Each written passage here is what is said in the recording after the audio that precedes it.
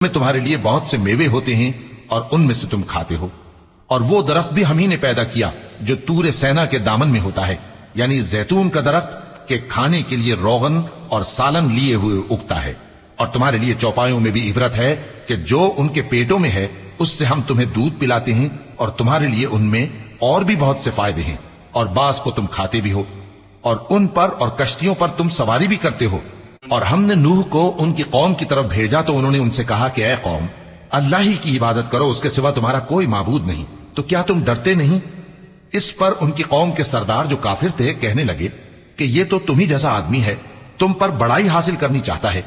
اور اگر اللہ چاہتا تو فرشتے اتار دیتا۔ ہم نے اپنے اگلے باپ دادا میں تو یہ بات کبھی سنی نہیں، اس آدمی کو تو دیوانگی کا عارضہ ہے، تو اس کے بارے میں کچھ مدت انتظار کرو۔ نوح نے کہا کہ پروردگار، انہوں نے مجھے جھٹلایا ہے، تو میری مدد کر۔